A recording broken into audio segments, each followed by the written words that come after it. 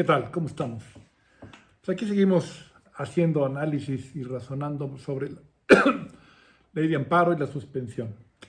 Aquí este amigo me hace una pregunta que me resulta muy interesante porque me dice, oye, existe una tesis que me parece que me confunde, que es aquella de la suspensión, que sin la suspensión no se puede utilizar la apariencia del buen derecho para efecto de negar. O sea, si no se tiene la apariencia del buen derecho, entonces no se puede negar la suspensión, que no se puede utilizar para tal efecto.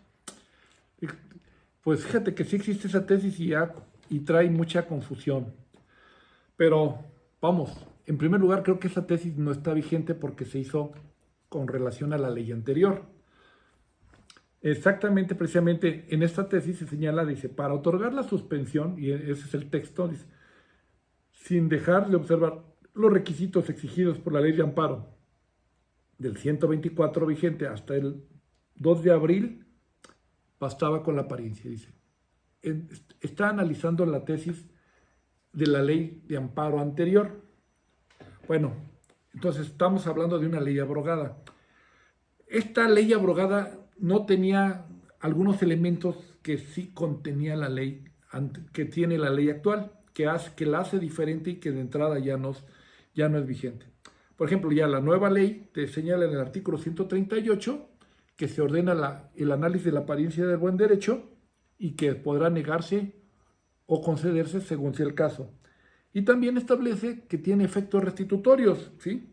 Entonces aquí ya tenemos dos elementos que no contemplaba la otra ley, aunque ya lo manejaba en la jurisprudencia y en la Constitución, pero la ley de amparo no lo contenía. Entonces, aquí hay que ver precisamente cuál era el paradigma y cómo estaba, sobre qué se basaba la ley anterior y los criterios anteriores.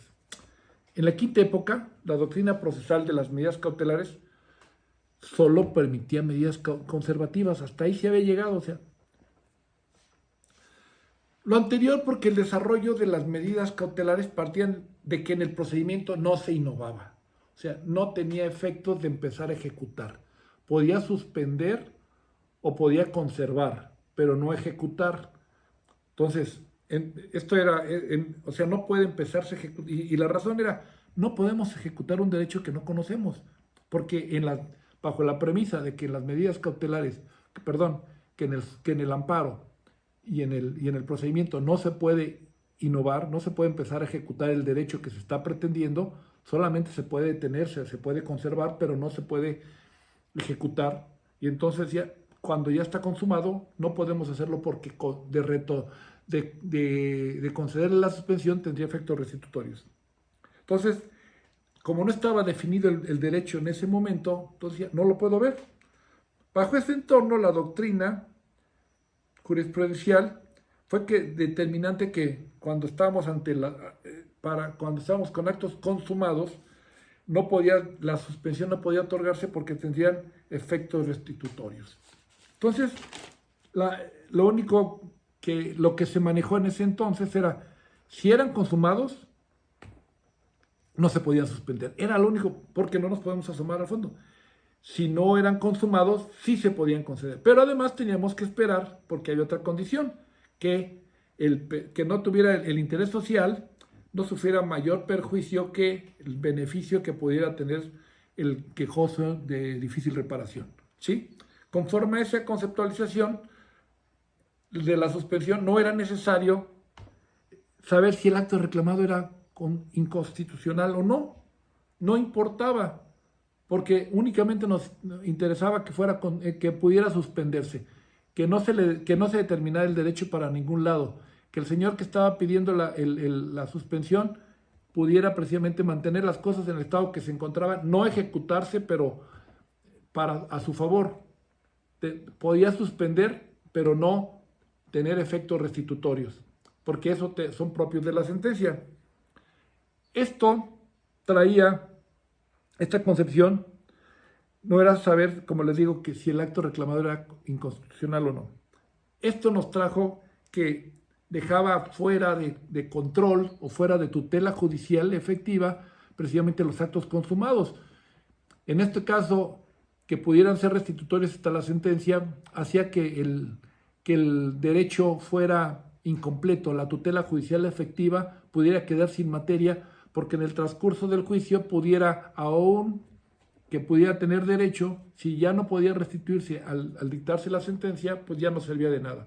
Cuando se requería precisamente que se empezara a ejecutar desde ese momento para que tuviera una oportunidad de que se hiciera justicia. Entonces, se dejaba de tutelar con tutela anticipada, ¿sí?, de tutela judicial efectiva, los actos consumados. Y sobre ellos no había medida cautelar. Bajo esa lógica del sistema se basaba en que no era posible restituir al quejoso, como les digo, en el derecho que alegaba. Si ese derecho aún no estaba determinado. Y esto era, pues, esto se pensaba así porque todavía no le había dado tampoco la garantía de audiencia al demandado, en este caso la autoridad responsable. Entonces no podía yo tocar ese tema.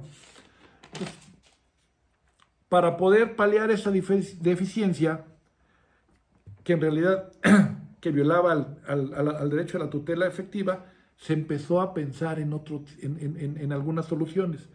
Y se empezó a hablar precisamente de los actos reclamados con efectos de tracto sucesivo. Este era el tema, el tracto sucesivo. Si se venían dando, con eso se quería solucionar. Porque, por ejemplo, teníamos el caso del el antro bueno y el antro malo.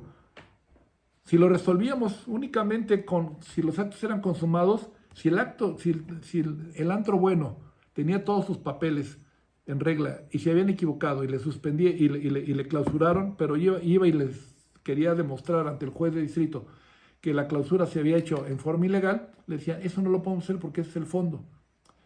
Y entonces quedaba desprotegido esto por el fondo. También queda en el caso del antro malo, pues si este se había dado cuenta antes de que lo clausuraran, de que venía una orden ya emitida, ya estaba erigida y todo esto, pero como no se había consumado, él, en esta hipótesis, pues se le podía conceder la suspensión precisamente porque todavía no estaba consumado.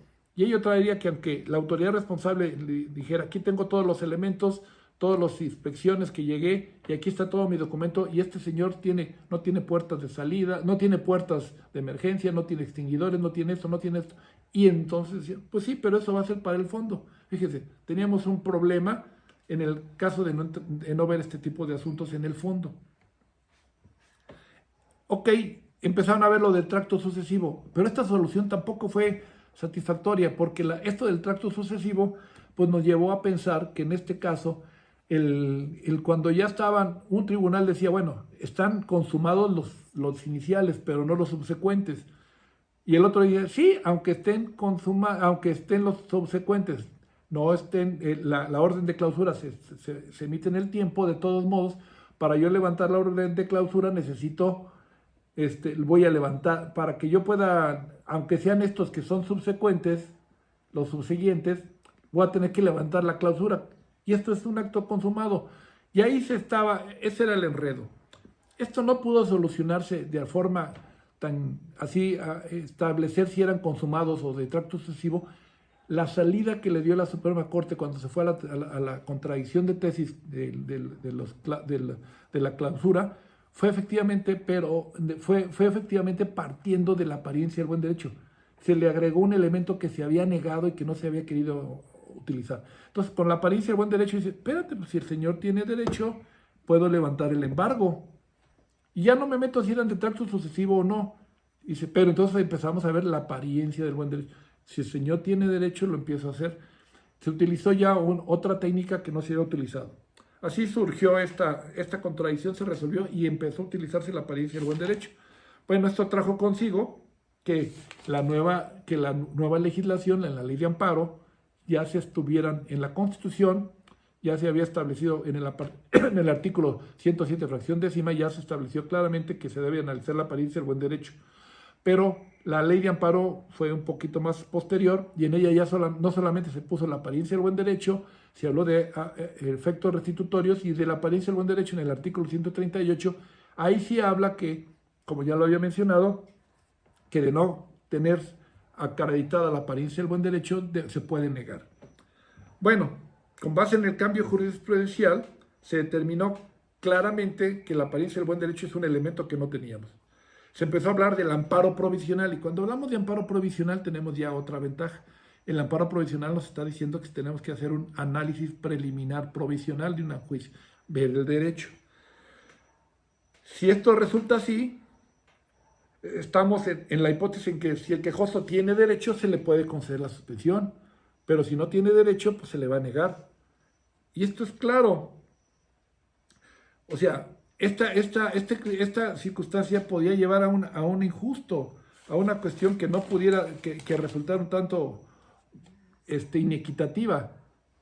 O sea, pensar que alguien sin derecho puede detener o restituir, pues resultaría violatorio del artículo 14 constitucional. Entonces, precisamente requiere en este contexto que acredite la apariencia del buen derecho para poder restituir.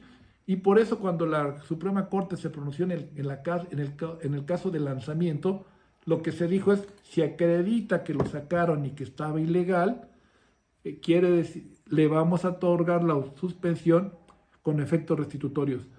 No podría ser de otra forma. O sea, ¿cómo es posible que alguien que ya llevó un juicio, ¿sí?, y que ya logró sacar a otro, y el otro va y se va al amparo y dice, y pide la suspensión, y el juez se la concede ilegalmente, equivocadamente, lo que sea, y entonces se va el tercero perjudicado a señalar, oye, no tenía apariencia del buen derecho,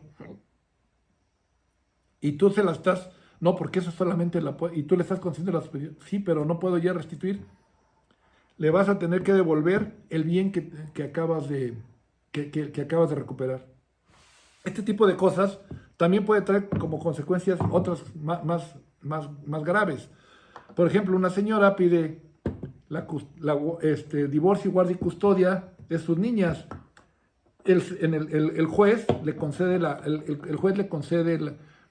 guardia y custodia, y en la sentencia definitiva se acuerda el divorcio y se queda la señora con las niñas. El padre, en una convivencia, se lleva a las niñas y luego pide el depósito. El señor no presenta,